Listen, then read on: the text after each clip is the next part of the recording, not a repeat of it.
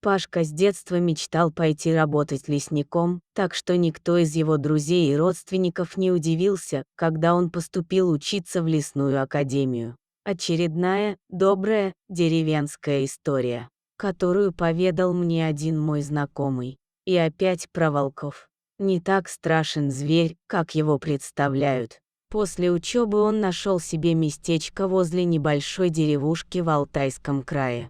Природа там была восхитительная, и Пашка сутками пропадал в лесу, изучая веренный ему лесничий участок. Однажды он нашел разоренное волчье логово. Похоже было, что здесь орудовали браконьеры. Пашка побродил по оврагу, сам не зная, зачем, и вдруг услышал, как кто-то тихо скулит под высокими кустами папоротника. Раздвинув заросли, парень обнаружил там маленького волчонка. Каким чудом зверьку удалось спастись, было непонятно, его передняя лапа была пробита и из нее текла кровь.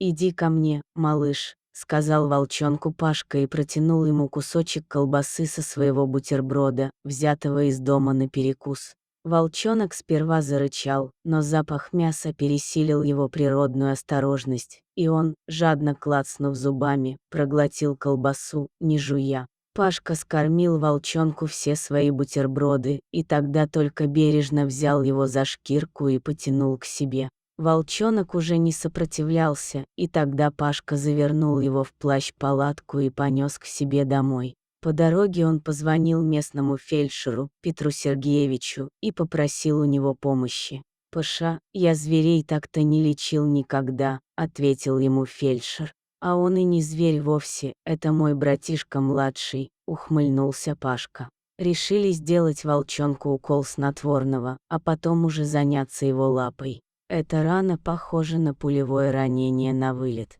«В нашем лесу завелись злые люди», — констатировал Петр Сергеевич. «Злые люди хуже волков», — заметил глубокомысленно Пашка. «Это точно», — подтвердил фельдшер. «Не бойся, малыш, мы не дадим тебя в обиду», — сказал Пашка спящему волчонку и нежно потрепал его загривок. Так и привязалось к волчонку имя малыш. Он быстро выздоровел и стал бегать за своим спасителем по пятам. Казалось, он стал тенью лесника, ни на минуту не отходил от своего друга Пашки. Все равно уйдет в леса. Как говорится, сколько серого не корми. Как-то сказал фельдшер. И Пашка решил построить себе в лесу небольшой домик, чтобы быть поближе к природе и к своему серому брату, когда волчьи инстинкты поманит малыша к своим сородичам. Деревенским жителям уже тоже не нравилось соседство волка. Малыш вырос и превратился в крупного, мускулистого волчищу, какой там еще малыш.